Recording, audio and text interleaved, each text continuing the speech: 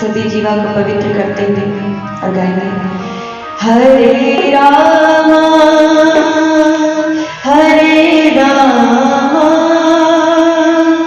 राम राम हरे हरे हरे कृष्णा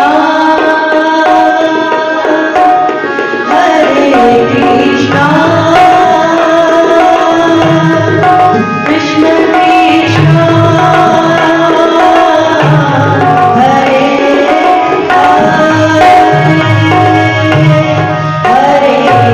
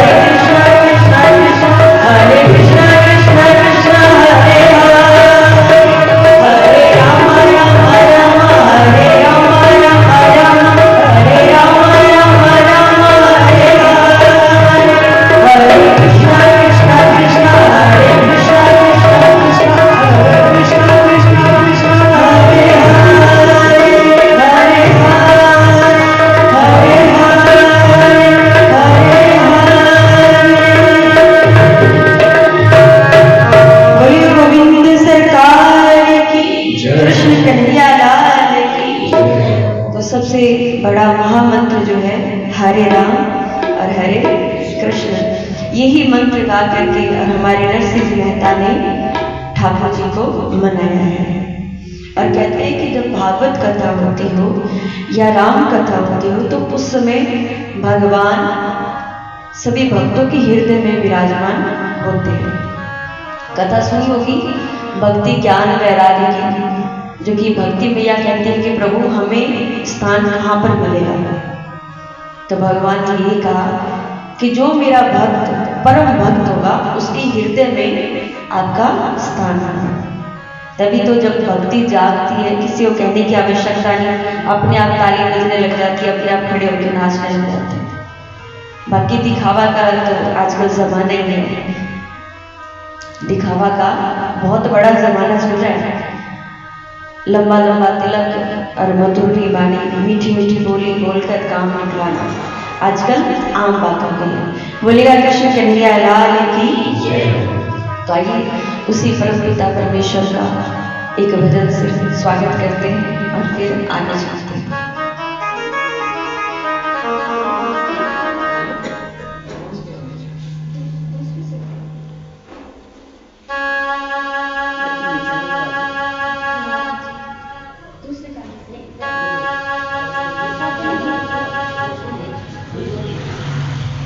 हो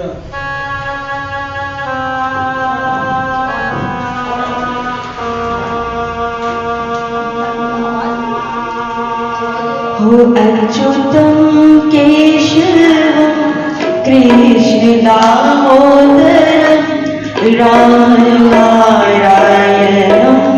जानकी वल्लभम्। आइएगा सभी ताली का साथ देते हुए। हो कौन कहते हैं भगवान आते नहीं, कौन कहते हैं भगवान आते नहीं, तुम मीरा के जैसे बुलाते नहीं, तुम मीरा के जैसे बुलाते नहीं। अच्युतं केशवं कृष्ण दामोदरं रामनारायणं जानकी वल्लभम्। अच्युतं केशवं कृष्ण दामोदरं रामनारायणं जानकी वल्लभम्। रामनारायणं जानकी वल्लभम्।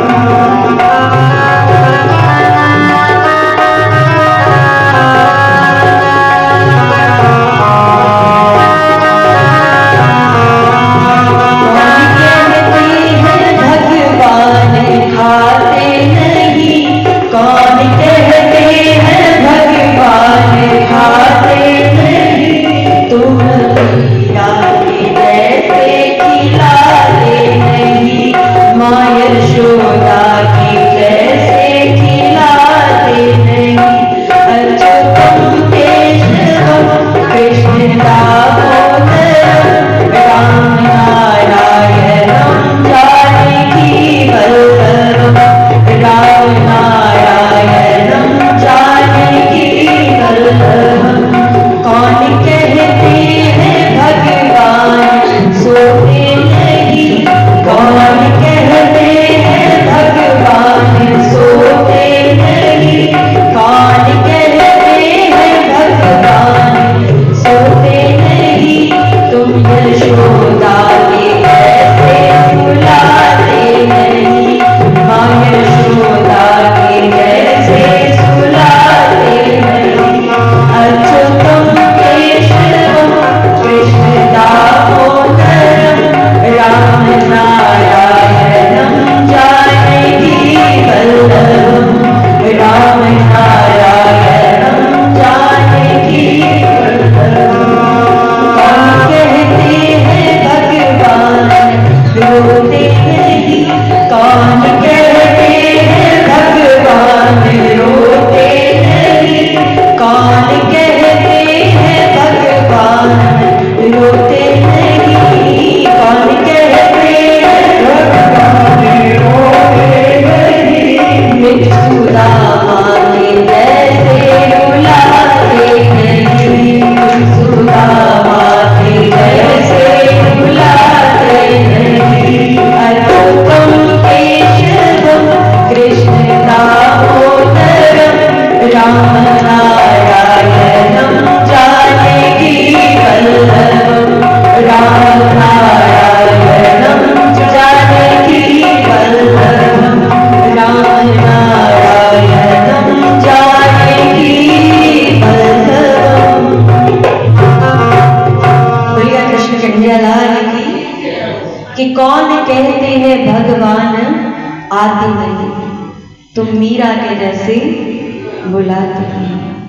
कौन कहते हैं भगवान खाते नहीं, बैर शबरी की तरह तुम खिलाते नहीं। अगर जात पात की बात करें, आजकल आपने देखा है कि बहुत जात पात, कभी ये शूद्र है, ये ब्राह्मण है। हमारे परम पिता परमेश्वर ने कभी जात पात बनाया ही नहीं। उन्होंने सिर्फ अपने शरीर के आकार को लेकर के एक प्रक्रिया करी है कि भाई मुख से जब बोलते हैं, अपने ज्ञान करते हैं, तो उसको ब्राह्मण का नाम दे दिया गया है कि जो ज्ञान देगा वो ब्राह्मण है, जो रक्षा करेगा वो क्षत्रिय है, जो खाना वगैरह खिलाएगा उसे अपने वैश्य बोल देते हैं। और जो दास का नाम दिया गया है, सेवक का नाम दिया गया है। कहते हैं कि जो सेवा करेगा वही सेवक कहलाएगा। अगर जात पात की बात हो तो हर एक घर में ये 4 वर्ग रहते हैं और अपने सब कैसे, जब एक माँ छोटे बच्चे को जब ज्ञान देती है ना, माता जी कुछ अच्छी अच्छी बातें सिखाती है, तो वो उस समय वो ब्राह्मण बनती है। कहते हैं ना, पहला सीख मैया देती है, माता देती है। उस समय माता एक ब्राह्मण कहलाती है, क्योंकि बोल करके तो नहीं, तो बच्चों को क्या पता क्या बोला है क्या नहीं बोला। दूसरा, जब उसकी रक्षा करती है, आप कहीं भी देखिएगा, चाहे माता एकदम पतली दुबली हो, लेकिन अगर जब बच्चे में कोई संकट आ जाए तो भारी की भारी सामान उठा लेती है। ऐसी ताकतवर माता जब बनती है तो उसको क्षत्रिय बोलते हैं, रक्षा करती है बच्चे का। जब वो उस बालक को खाना खिलाती है, लालन पालन करती है, तब वो वैश्य कहलाती है। और उसके बाद जब वो हमारे घर की साफ सफाई करती है, स्वच्छ रखती है घर, तो वो सेवक कहलाती है। तो ये कुल मिलाकर के ये 4 भाई हैं। और अगर छोटा भाई बड़े भाई की सेवा करता है तो इसमें आपत्ति का है। खून सबके शरीर में एक ही प्रकार है। तो ये जात पात तो अंग्रेज तो चले गए, अपना फैलाया हुआ जो कहते हैं यहाँ पर छोड़ करके और विदेश चले गए जात पात फैलाकर। तो कभी भी जात पात नहीं मानना चाहिए। और अगर कहें कि ब्राह्मण जाति बात मानते हैं तो ये ब्राह्मण श्री वाल्मीकि जी की लिखी हुई रामायण नहीं कार्य होते। राम जी क्षत्रिय हैं, परशुराम जी क्षत्रिय होकर भी, क्षत्रिय ब्राह्मण होकर के भी और क्षत्रियों का इतना संहार किया है। कहते 20 परिवार का, पीढ़ी नहीं 20 परिवार जो अत्याचार करते थे उनका संहार किया है हमारे परशुराम जी ब्राह्मण होकर। लेकिन वही ब्राह्मण होकर के और जो हमारे क्षत्रिय बने कौन, प्रभु श्री राम, उनके मंदिर में पूजा भी कर रहे हैं। और अगर क्षत्रियों की बात करें तो क्षत्रिय होकर के और हमारे किरणी जी के मीठे मीठे बैर खा रहे हैं, जो मैया कई वर्षों से इंतजार करते कि मेरे राम आएंगे, मेरे राम आएंगे। और आएंगे तो क्या करूंगी, जगह जगह पुष्प तोड़ तोड़ कर और पखारती है। ये क्या पता कौन सी जगह से मेरे प्रभु राम आ जाए, किसी को उस रास्ते आने नहीं देती। लोग बोलते झूठा बैर रखती, नहीं झूठा बैर नहीं रखती, सूंघने को भी अपने झूठा बोलते हैं। और माताएं बहनें जो दिमाग से काम लेती है ना, वो क्या करती है, जब कोई आम हो गया, कोई और फल हो गया, तो सूंघ के उनको पता चल जाता है मीठा है या नहीं। तो रोज फल तोड़ती थी, सूंघती थी भी ये मीठा है, तो मेरे राम के लिए रख लेती थी। और जो खुशबू नहीं आती थी वो, और वही देखिए उस समय जब राम की जब दर्शन पाई शबरी ने, तो उस समय में अपने जीवा से चक चक करके प्रभु श्री राम को खिला रही है। और जब लक्ष्मण जी ने देखा, रे भैया देखो कैसे झूठा खा रहे हैं, जब उनको खिलाने लगी तो वो ऐसे मुंह झूठा मूठा करे और पीछे फेंक दी। और यही कारण था कि जब उनको बाण लगी, जब मृत्यु को प्राप्त हो जाते अगर हनुमान नहीं होते तो। बोलेगा कृष्ण कन्हैया लाल की।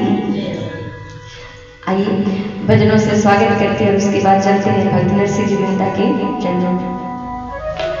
हो राम आएंगे आएंगे राम आएंगे, हो राम आएंगे आएंगे राम आएंगे, वो मेरी कुटिया के, वो मेरी कुटिया के बालिया भूल जाएंगे राम आएंगे, वो मेरी कुटिया के बालिया भूल जाएंगे राम आएंगे।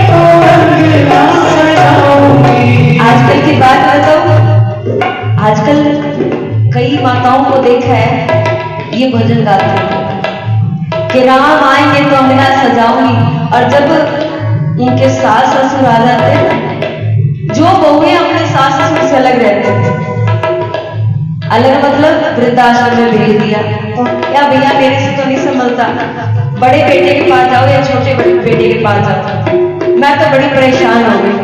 तो वो गीत क्या कहती है कि राम आएंगे तो अंगना सजाऊंगे, और जब माता पिता आते हैं, खुद के माता पिता आए तो 56 भोग, और पति के माता पिता आए जम आके अपनी डाल दी सीते, और वो भी ये गीत गाते हैं, हो राम आएंगे तो अंगना सजाऊंगी, राम आएंगे तो अंगना सजाऊंगी, हो राम आएंगे तो अंगना सजाऊंगी, राम आएंगे तो अंगना सजाऊंगी, हो दीप जला के दिवाली मैं मनाऊंगी, हाँ दीप जला के दिवाली मैं मनाऊंगी, हो मेरे जन्म जन्म के पाप कट जाएंगे, राम आएंगे, हो मेरे जन्म जन्म के पाप कट जाएंगे, राम आएंगे।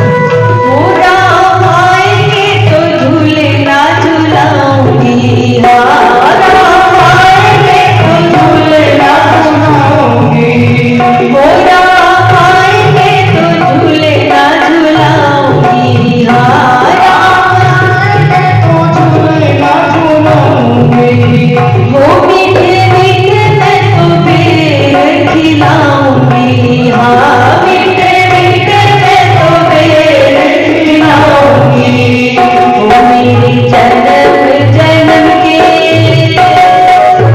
ओ मेरे जन्म मरण के दिन टल जाएंगे, राम आएंगे, ओ मेरे जन्म जन्म के पाप मिट जाएंगे, राम आएंगे, ओ राम आएंगे आएंगे राम आएंगे, हाँ राम आएंगे आएंगे राम आएंगे, हो मेरी कुटिया के पाया खुल जाएंगे, राम आएंगे, हो मेरी कुटिया के पाया खुल जाएंगे, राम आएंगे, श्री कृष्ण गोविंद हरे मुरारी, हे नाथ नारायण वासुदेवा, श्री कृष्ण गोविंद हरे मुरारी, हे नाथ नारायण वासुदेवा, श्री कृष्ण गोविंद हरे मुरारी, हे नाथ नारायण वासुदेवा, श्री कृष्ण गोविंद हरे मुरारी, हे नाथ नारायण वासुदेवा, हे नाथ नारायण वासुदेवा, हे नाथ नारायण वासुदेवा, हे नाथ नारायण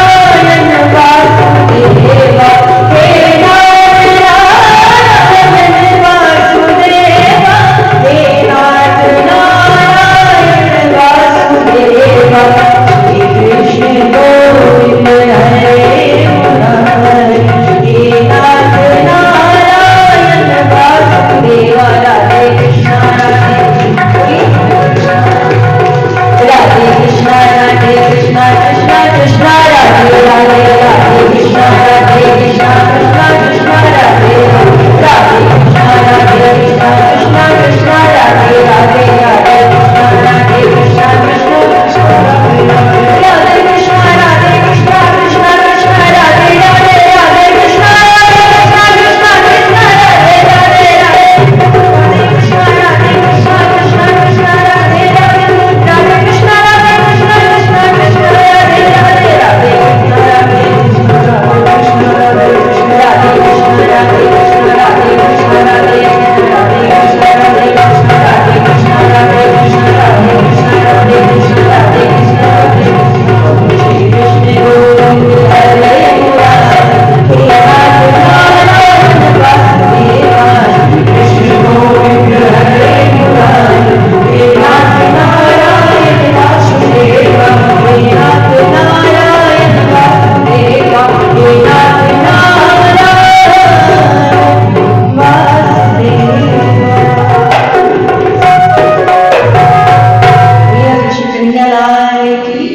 ठाकुर जी महाराज की, द्वारकाधीश की जय हो। तो महाराज बात आती है नरसिंह जी, कोई कहते नरसिंह जी का घात, नरसिंह जी रोमाए रो, कोई कहते नानी बाई रोमाए रो, अलग अलग। और ये जैसी बोली है ना प्योर, वैसे तो भैया मुझे तो आती नहीं है, प्योर मारवाड़ी, ऐसे ऐसे शब्द है जो यहाँ पे मारवाड़ी लोग हैं उनको भी नहीं समझ है, ऐसे ऐसे शब्द। तो अपने सरल में कई कई हिंदी, कहीं कहीं पे थोड़ी बहुत बागड़ी मिक्स करके ये कथा सुनी। और आपको एक बात बताऊं कि नरसिंह जी मेहता इसी जन्म में नहीं, इससे पहले जन्म में भी वो बहुत बड़े भक्त थे। अपने जैसा कर्म करते हैं उसी के आधार पर अपने को नया जीवन प्राप्त होता है। जो भक्ति करते हैं वो अगले जन्म में भी भगत बनते हैं, और जो भक्ति नहीं करते हैं, जो अत्याचार करते हैं, अगले जन्म में और 2 गुना अत्याचार करते हैं। जो धन दान करते हैं वो बहुत बड़े धनवान बनते हैं। कहते हैं ना किया हुआ काम होता है, ये वही चीज है। तो नरसिंह जी मेहता पिछले जन्म में एक बहुत बड़े साहूकार थे, राजा थे। और कहते हैं उस समय वो खूब भक्ति भाव में रहते, और उनका नियम था कि जो चिड़िया पक्षी होते हैं ना उनको दाना रोज डालते थे। और उसी दाना को डालते डालते एक दिन क्या हुआ कि पास में महल के एक जंगल है, वहां पर मुनिवर तप कर रहे हैं। और तप करते करते राजा को ध्यान नहीं है, और तप करने में लीन है साधु महात्मा। लेकिन उस समय कोई ऐसा जीव आया जो पक्षियों की झुंड में शामिल हो गया।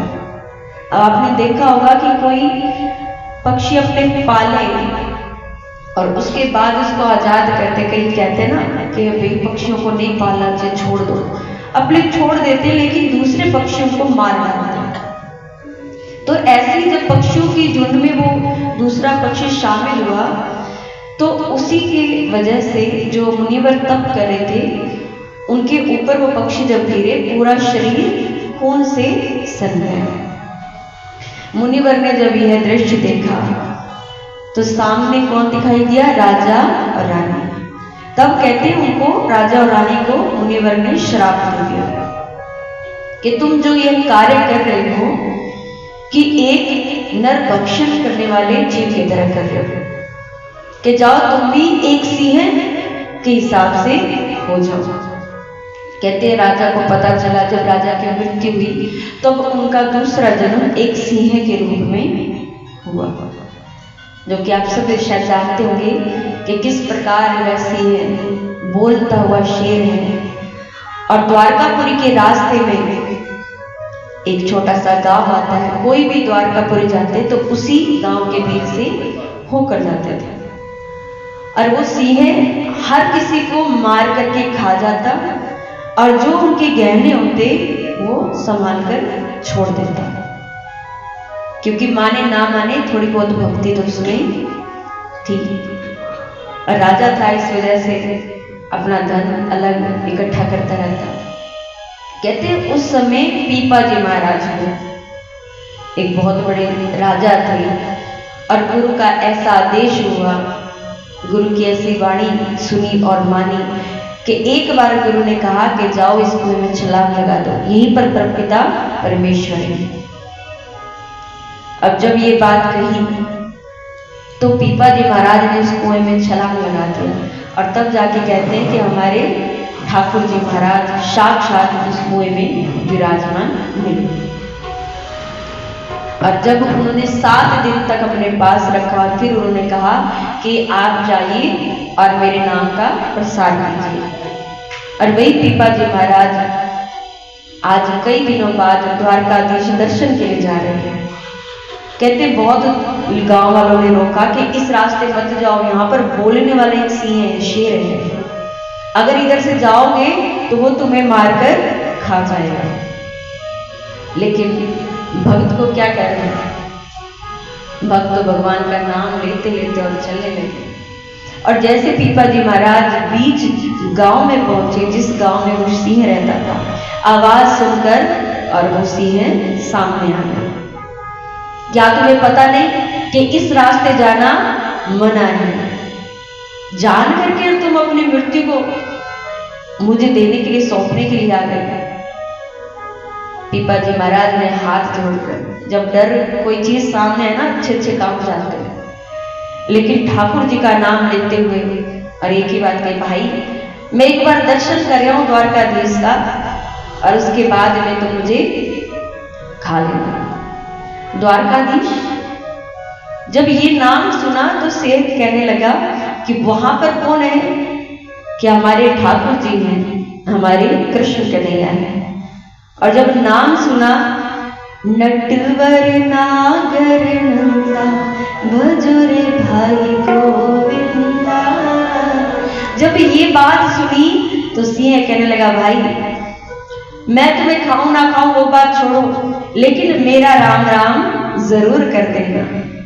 और जितना गहना था सभी पोटली बांधी है कि भाई थे तो जाओ मारो, इतो सो काम करो, ठाकुर जी ने वो चढ़ा दीजिए। और उस समय पीपा जी महाराज वो धन ले जा करके ठाकुर जी को चढ़ाया है, और वापसी में घुंघरू दिया है। और उसी घुंघरू को सिंह ने कहा कि आओ मेरे चरणों में बांध दो। और वो सिंह भगवान का नाम रटते रटते और दूसरी मृत्यु से भी मुक्ति पाई। क्यों? क्योंकि भक्ति करते करते जो भगवान को प्यारे होते ना, उसको परमात्मा मिलते ही मिलते हैं। बोलेगा कृष्ण कन्हैया लाल की। अंत समय में जैसा अपने सोचेंगे अपने साथ वैसा ही होना शुरू हो जाता है। क्यों? पहले के लोग भगवान के नाम पर नाम रखते थे, राम जी, श्याम जी, घनश्याम जी, या बहनों का नाम सीता, लक्ष्मी, अलग अलग नाम, कि अंत समय में चलो बहाने से सही भगवान का नाम तो लिया जाएगा। लेकिन आजकल तो पता ही नहीं, नाम अलग ही अलग, फैंडी ठैंडी, पता नहीं क्या क्या अंग्रेजों वाला नाम, चाहे वो कुत्तों का नाम कह लो, चाहे बच्चों का नाम कह लो, सोनू मोनू टोनू, पता ही नहीं नाम का क्या है, ऐसे ऐसे नाम रखते हैं। और पूजा करने के लिए कह दो ना, ना बहुत काम है। एक ऐसी 90-95 वर्ष की एक मैया थी, और पहले मैं माफी मांग लेती हूँ, आप लोग अपने ऊपर बात मत ले लेना। हाँ, कई माताएं बैठी क्या हमारे ऊपर एक वही बात नठा है, तो थारे ऊपर को नहीं, हमारे गंगानगर पास में है, नेड़े ही है, 8-9 घंटा का रास्ता है, तो नेड़े ये वहां की बात करते हैं। वहां पर माता जी 95 वर्ष की मां, कदे भगवान को नाम को नहीं ली। जब परमात्मा ने सोचा कि चल इसका समय पूरा हो गया, लेने चलते हैं, जब परमात्मा आए लेने के लिए तो कहते जी 5 मिनट दे दो बस, कि मैया जीवन भर तूने पूजा नहीं किया, भगवान का नाम नहीं लिया, इस 5 मिनट में क्या कर लेगी? कहते थमो तो शरीर में भी काम करके आऊं। अब 5 मिनट देखिए कैसे नहीं हो रहा, हाथा जोड़ी करी। यमराज जी कहते चलो ठीक है। पहले तो लड़ने लगी, कहने लगी कि आप आने से पहले मुझे अगर बता देते, संदेशा दे देते, तो हो सकता है मैं अपना काम निपटा लेती, सारा भक्ति कर लेती, बहुओं को समझा देती। आप तो एकदम से आ गए। यमराज जी कहते मैंने 4 बार संदेशा दिए। कितनी बार? 4 बार।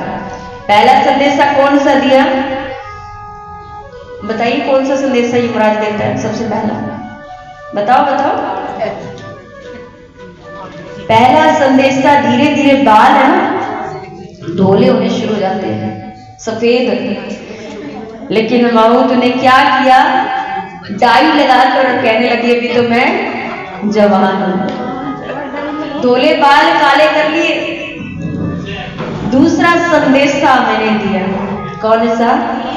दांत की मसूरी खत्म कर ली। धीरे धीरे दांत हिलाना शुरू कर दिया, 1 तोड़ा 2 तोड़ा, और तू तो डॉक्टर के पास गई, पूरी की पूरी 32 लगवाकर, होता है ना दांत के कॉलगेट की मसूरी खत्म की, लेकिन तू तो नया दांत जाकर लगवा लिया। तीसरा संदेशा मैंने क्या दिया कि कान से सुनना बंद कर दिया। लेकिन आज तो ऐसे ऐसे डॉक्टर बैठे हैं, छोटी सी मशीन कान में लगा और दूर दूर की बातें सुननी शुरू हो जाती है। बोले और चौथा संदेशा मैंने दिया, तेरे आंखों से दिखना बंद करवा दिया।